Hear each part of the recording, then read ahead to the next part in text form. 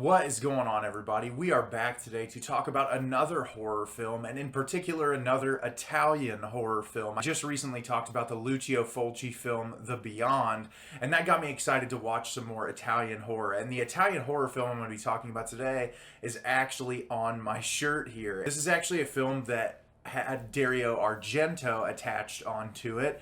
He wrote part of the screenplay. I think he might have done some of the producing for the film. And the movie I'm going to be discussing today is Demons. Demons is directed by Lamberto Bava. A group of people are trapped in a West Berlin movie theater infested with ravenous demons who proceed to kill and possess the humans one by one, thereby multiplying their numbers. So this is Italian horror, as I spoke about in The Beyond. One of my favorite things about Italian horror is just how strange and surreal and abstract the movies are that you watch. They don't always make the most sense in their editing style and structure, but they're always so much fun to watch. And what I will say about Demons is this is one of my favorite things I've watched in quite some time. I had an absolute blast watching this movie, and the reason for that is it's silly, it's campy, it's over the top, it has phenomenal practical effects, and it's really a film that is in a very similar vein to Sam Raimi's Evil Dead, which, if you know me and you've been watching my YouTube channel for a while, you know how much I love the Evil Dead series. And Demons is very much in the vein of that, and I'll explain it a little bit more when I break the film down. So at its simplest root, we're introduced to this young woman, Cheryl, who is in a subway station in Berlin, and she sees this man who's in this metallic looking mask when she's on the subway, and she's kind of staring at him. And at one point she gets off, and it's this really tense sequence of her feeling like she's being chased. And she finally gets cornered by the guy, and he holds out his hand, and he has a ticket for a movie theater. And she's like, oh, it's a screening for a movie. She says, can I get one for my friend? And he gives it to her. Well, shortly after that, the two of them go to this theater together, and slowly but surely we're introduced to all of these different characters that are going to be in the theater watching the movie. And it's a wacky cast of characters, including like a pimp and two prostitutes that he's brought to the theater with him. They just all have these really extreme personalities, and it's shown through these very small sequences of dialogue. And I think that the way that the director is able to bring out their personalities through just those brief sequences of dialogue is really impressive, and what makes it so entertaining, because similar in the vein of Sam Raimi's The Evil Dead, what builds up those characters for you and what gets you excited for that movie is the conversations they have in the car and at the cabin at the very beginning of the movie. And that's what kind of attaches you to the characters and makes you want to continue watching. And so in this film, they all sit down to watch this movie, and inside of the movie, it's about these kids who are raiding this tomb. And when they get down there and raid this tomb, they find a mask similar to the metallic mask that the man handing out the tickets was wearing, and one of them cuts themselves on the mask, and after cutting themselves, they turn into this demon and start going on a murder rampage. Well, the exact same thing happens in the movie theater. One of the patrons in the movie theater gets cut and infected and turn into this almost Evil Dead, Deadite-esque creature that has like really beady looking eyes that are like yellowed. They grow these teeth.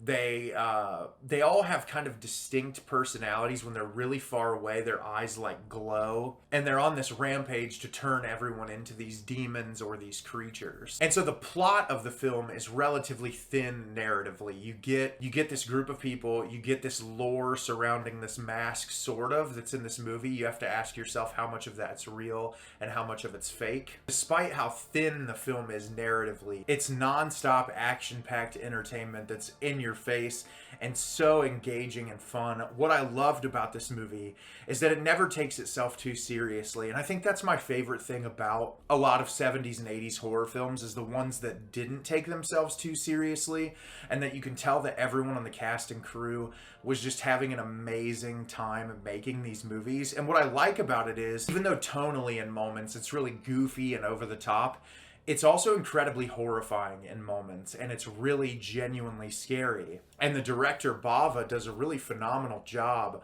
at creating that atmosphere and that tension and that dread that you need to keep audiences engaged in the horror elements of your film. The practical effects in this are absolutely fantastic. There are some really gnarly kill sequences in this, similar to what I said in The Beyond. You can tell in a lot of these Italian horror films in this era, there was a lot of focus on the practical effects and making these as like goopy and gory and nasty as possible, and it really succeeds on every single one of those fronts. It's truly just an incredible experience to watch these violent sequences.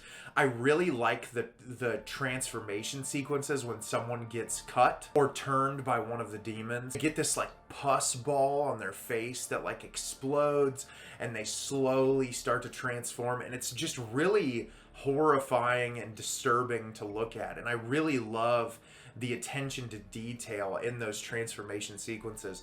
And like I said, you get little bits of info about these characters, but none of them are really like the most interesting character in the world. The funniest and most absurd one is the pimp that's in the theater, who like takes charge right out of the gate and is like, we gotta fight for survival. Like, he's the one that's like, I'm gonna take over this situation and make sure everyone survives. And I enjoyed his performance a lot. I think everyone does a really great job. Similarly to what I said about The Beyond and a lot of Italian horror, this film is ADR'd, so most of the dialogue is cut in after the fact.